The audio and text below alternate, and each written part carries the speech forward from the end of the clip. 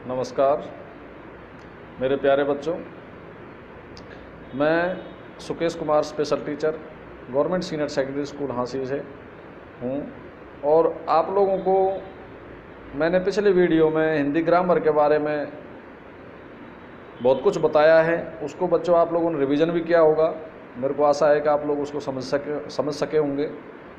और आगे उन्हीं वीडियो को मैं आगे बढ़ाते हुए, जैसे पहले मैंने भाषा के बारे में बताया, फिर हिंदी ग्रामर के बारे में बताया, मतलब व्याकरण के बारे में बताया, उसके आगे आगे जैसे जैसे हम आए हैं। तो पिछले वीडियो में मैंने आपको हिंदी की वर्ण के बारे में बताया। वर्णमाला, वर्ण क्या होती है? वर्ण में छोटी से छोटी एक लघुत्तम इकाई होती है जो जिसके हम टुकड़े नहीं कर सकते, उसको हम वर्ण कहते हैं। ये मैंने बताया था। और मैंने हिंदी की वर्णमाला जो 5 भागों में बांटते हैं, जैसे क वर्ग, च वर्ग, ट वर्ग, त वर्ग और प वर्ग, इसके बारे में मैंने आपको डिटेल से बताया था। क वर्ग के अंदर क ख ग गहने आते हैं, च वर्ग के अंदर च छ ज झने आते हैं, ट वर्ग के अंदर ट ठ ड ढ न, त वर्ग के अंदर त थ द ध न, और प वर्ग के अंदर आते हैं प फ ब भ म। ये हमारे हिंदी के वर्णमाला के 5 वर्ग के अंदर बांटे हुए वर्णमाला के जो वर्ण हैं, व्यंजन हैं। और स्वर हमारे 11 स्वर होते हैं, जिसमें 4 अस्वर होते हैं और 7 दीर्घ स्वर होते हैं। इसके बारे में आप लोगों को पिछली वीडियो में डिटेल से बता चुका हूँ कि वर्ण के भेद 2 होते हैं, स्वर और व्यंजन। और स्वर और व्यंजन के बारे में मैंने आपको स्वर के बारे में बताया था कि भी जिन वर्णों को उच्चारण में वायु बिना मुंह के अंदर बिना रुकावट के, वायु बिना किसी रुकावट के मुख से बाहर निकलती है, उन्हें स्वर कहते हैं। जैसे ए, आ, ई, उ आदि।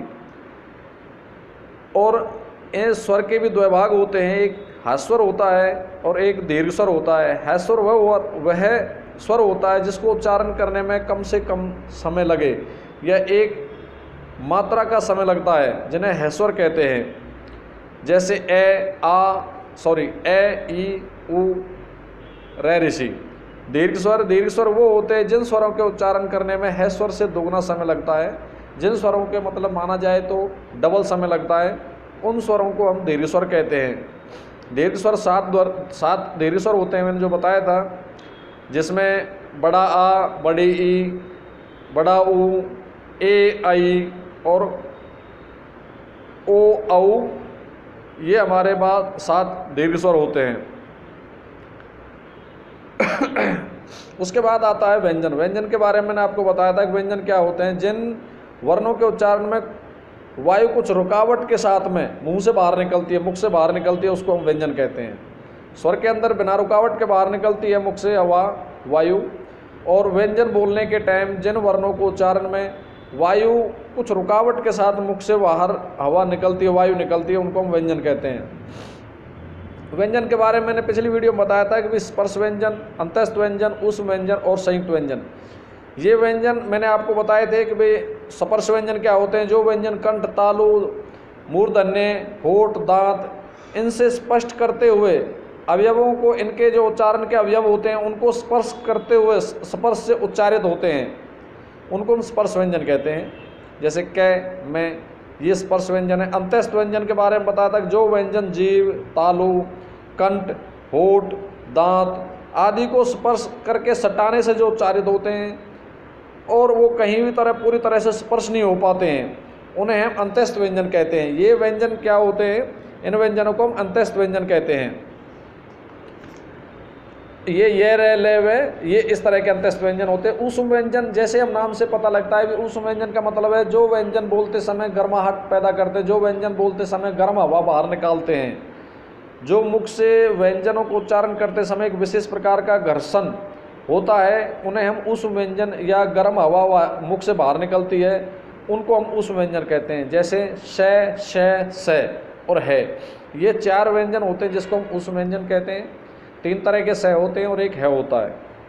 ये स जिनके अंदर छोटा सा हलंत होता है नीचे, जिनको हम हाफ से कहते हैं। ऐसे ही है के अंदर भी छोटा हलंत होता है जिसको हाफ है बोलते हैं। उसके आगे मैंने आपको बताया था संयुक्त व्यंजन। संयुक्त व्यंजन क्या होते हैं? जो व्यंजन परस्पर 2 या 2 से अधिक व्यंजनों को मेल से, या 2 या 2 से अधिक व्यंजनों के मेल से बने हों, उनको हम संयुक्त व्यंजन कहते हैं। ये व्यंजन हमारे 4 हैं। जैसे बताया था छह छत्री है जिसमें क और श होता है, तय त्रिशूल तय और र होता है, गे ज्ञानी जय और अनय होता है, और सर श्रमिक स और र होता है। ये हमारे 4 संयुक्त व्यंजन हैं जिनके बारे में मैंने आपको कल बहुत ही डिटेल से और आराम से बताया था। ये मेरा पहला वीडियो के अंदर बताए हुए थे। इसके आगे मैं आज आपको बताता हूँ कि व्यंजनों के और कौन कौन से रूप हैं या व्यंजनों को और कौन कौन से भागों में बांटा गया है। जैसे मैंने आपको बताया था कि भाई घ है, घ घर बोलते हैं जिसको हम। व्यंजन जो होते हैं घ होते हैं, घ है जैसे ये 2 व्यंजनों के मेल से बना हुआ है, इसको हम संयुक्त व्यंजन भी नहीं मान सकते, और वैसे ये 2 व्यंजनों से बना हुआ भी है।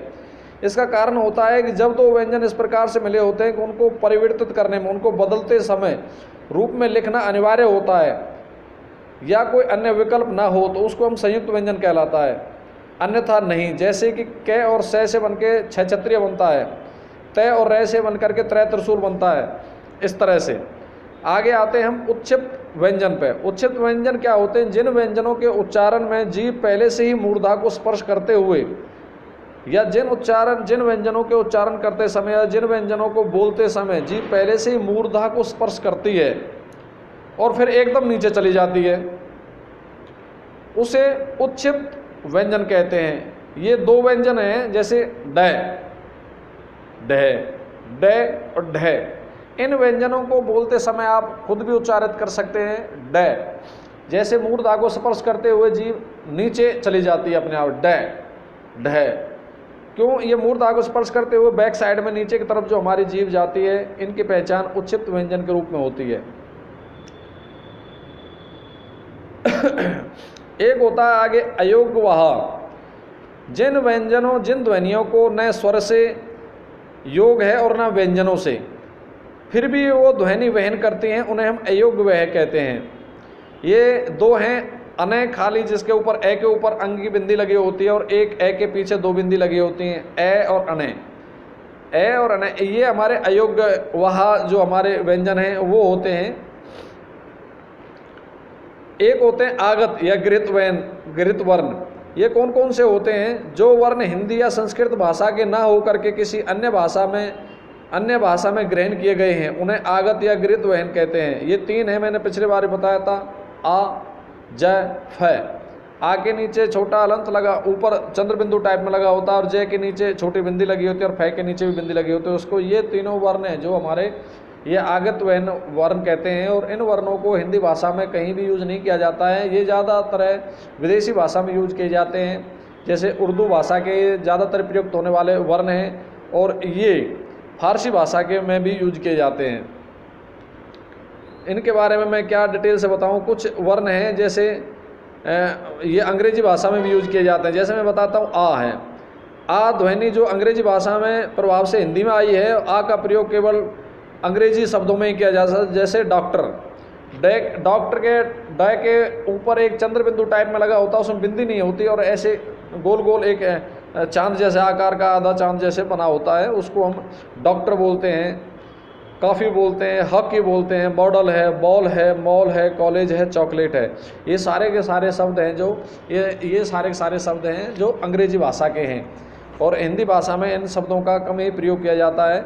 मैंने आपको बताया था कि ये जो शब्द है, ये आ शब्द है जो ये ध्वनि अंग्रेजी भाषा में प्रयुक्त होने वाली है। आगे आते हैं हम जय और फ।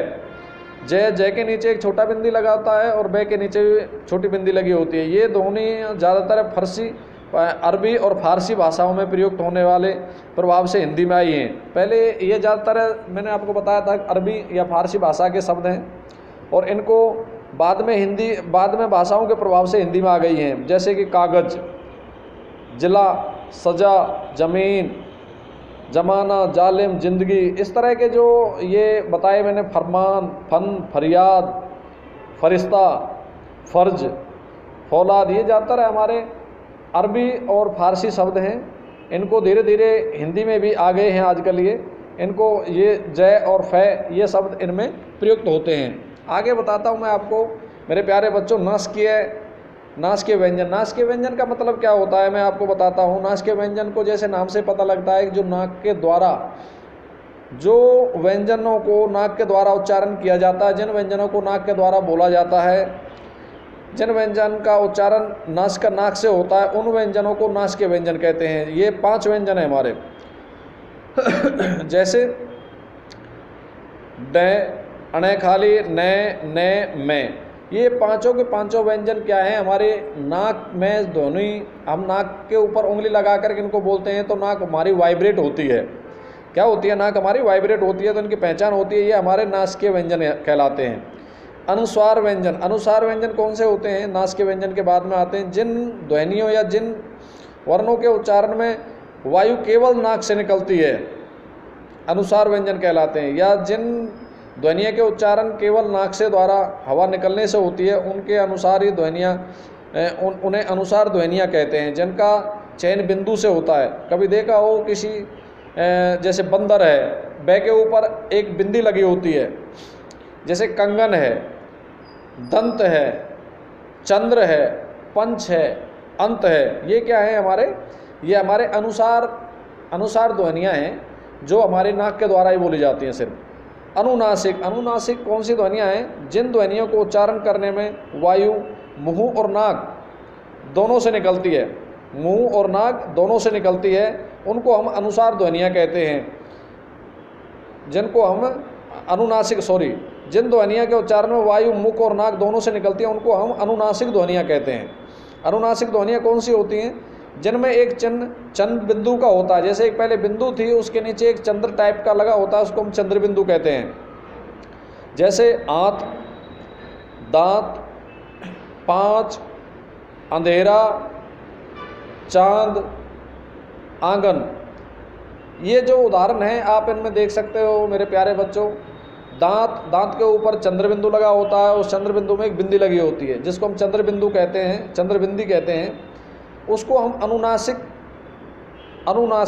व्यंजन के रूप में माना जाता है, अनुनासिक व्यंजन बोला जाता है। अनुनासिक व्यंजन क्या? अनुनासिक ध्वनियाँ बोला जाता है, अनुनासिक ध्वनियाँ बोला जाता है, जो ये चंद्र बिंदु के रूप में दांत, आंत, चांद, अंधेरा, आंगन, ये क्या है? हमारे चंद्र बिंदु के रूप में मानी जाती हैं। इनको हम अनुनासिक ध्वनियाँ कहा जाता है।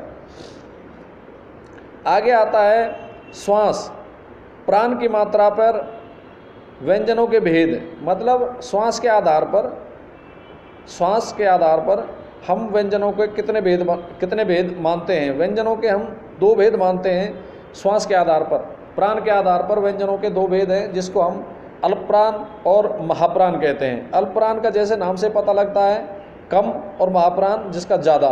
जिस प्रकार से हम जिन ध्वनियों के उच्चारण में फेफड़ों से निकलने वाली वायु की मात्रा कम होती है, अल्पप्राण बता रहा हूँ मैं आपको, प्यार से ध्यान से सुनो मेरे प्यारे बच्चों। जिन ध्वनियों के उच्चारण में फेफड़ों से निकलने वाली वायु की मात्रा कम होती है, उनको हम अल्पप्राण कहते हैं।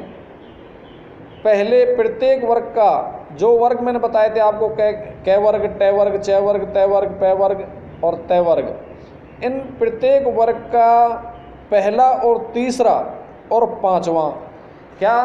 पहला, तीसरा और पांचवा, पहला, तीसरा और पांचवा, ये वर्ण जो हमारे पहला, तीसरा और पांचवा, ये वर्ण हैं जो हमारे अल्पप्राण के अंदर आते हैं। किसके अंदर आते हैं?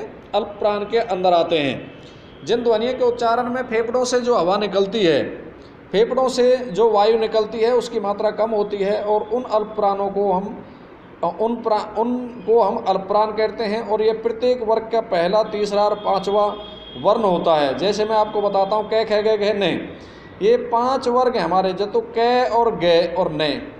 ये हमारा जो कै, ख और अड़े है, जो अड़े के पीछे बिंदी लगी होती है, ये हमारा पहला हमारा कै हो गया, तीसरा हमारा ग हो गया, अणे हो गया, और च, छ, ज, न।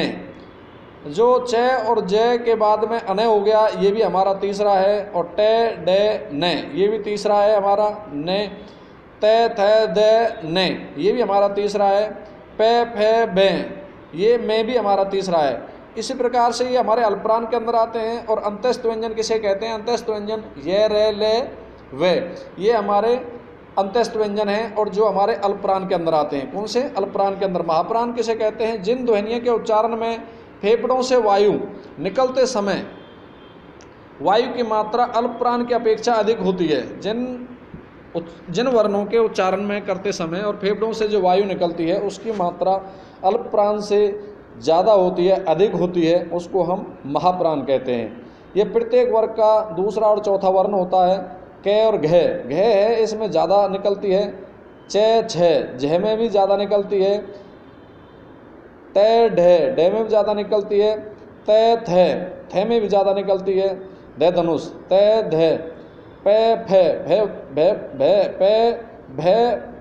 फ भ इसमें भी ज़्यादा निकलती है। उस व्यंजन मैंने आपको बताया था पिछली बार, स श और है, ये हमारे उस व्यंजन हैं जिनको हम महाप्राण के रूप में मानते हैं। इस प्रकार से मेरे प्यारे बच्चों मैंने आपको बताया था कि व्यंजनों को अल्पप्राण महाप्राण इसके रूप में भी बांटा गया है।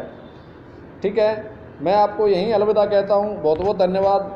मैं आगे अगली वीडियो में तैयार करूँगा, उसे भी ध्यान से सुनना है। इस वीडियो को दोबारा रिवाइज करना है। शुरू में मैंने भाषा, वर्ण, व्याकरण और वर्ण की व्यवस्था, वर्णमाला के व्यंजन और स्वर कितने भागों में बट रहे हैं, स्वर कितने होते हैं, व्यंजन कितने होते हैं, उनको कितने वर्गों में बांटा गया है, इस तरह से मैंने ये बताया। आप इसका रिवीजन करें। मैं आशा करता हूँ आप सभी को ये वीडियो बहुत बहुत पसंद आई होगी। धन्यवाद, नमस्कार।